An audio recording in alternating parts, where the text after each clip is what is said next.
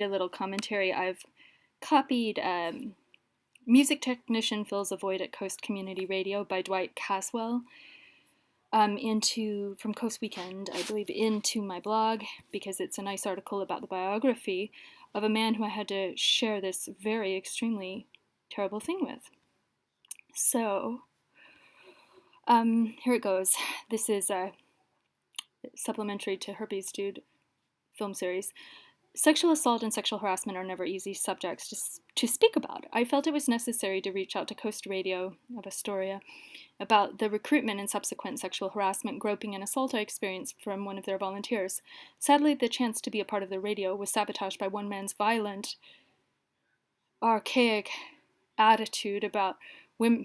One violent man's archaic attitude about women's rights to consent and full bodily autonomy. It was utterly awkward asking the pledge drive lady who answered the phone how to report sexual harassment and assault associated with the channel. Sadly, the hustling of me to participate in this DJ's gig was used as a premise to lure me into thinking some kind of intellectual professional thing was happening. Sadly, the Coast Radio DJ's volunteers groping and violent pin down of me with pressing his erection on me through his clothes on, consensually pinching my arms, hurting my ribs, and looking at me full of hatred as he did so, after telling me he has herpes, and presumably all in retaliation for rebuffing his advances in multiple attempts to grope my breast and knees, poisoned my interest in participation in Coast Radio. I worried, how could I be safe from the unwanted advances? Would my best friend be there to protect me? So I put in an official non-acceptance of the offer for the stated reason of the sexual harassment and groping and assault of Pindown. Nystrom invited me to attend the radio board meeting to discuss the issue in regards updating the harassment policy of the radio. Sadly, not all victims of assault seek to put their assault as their calling card. It is very humiliating to discuss this on the blog, the YouTube, the phone with complete strangers like Graham Nystrom.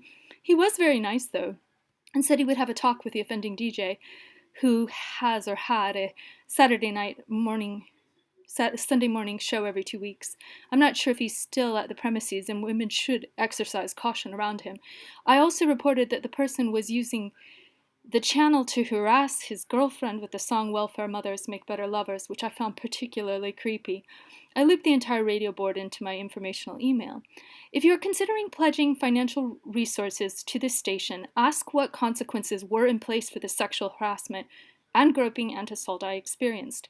Ask what mechanisms are in place to make Coast Radio non-discriminatory on basis of gender. Ask if volunteers are prohibited from sexually harassing, groping, or assaulting people they attempt to recruit. I consider the bad behavior extremely unprofessional.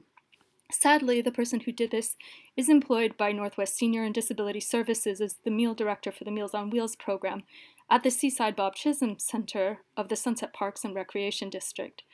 So ask Northwest Senior Services, a division of DHS Oregon, I suspect, how they handle sexual harassment and assault from their care workers for the elderly. One would think protecting the vulnerable would be the highest priority, not protecting an abuser's sinecure. The person in question, Chris Duffy, originally of Detroit, was last seen Friday, June 21, 2018, 2:30 p.m. at the Seaside Safeway, presumably buying things for his work. A disability rights violation leading to a hearing-impaired man being excluded from senior meals due to his disability has been passed on to the internal investigators. Exactly 10 days ago, Mary Blake told me, "It's not your fault." And I can tell you how valuable those words are. Those are the words I needed to hear. Kevin Gross-Niklaus in Salem was excellent. Skylar Archibald suggested a meet-up with the attacker. Graham Nystrom didn't really do any victim blaming, except in the tone of his voice, as he figured out where the assault happened. My low-income disability housing? And so why was a care worker for disability services assaulting a disabled person in her disability housing? That is deeply unprofessional, mind-boggling.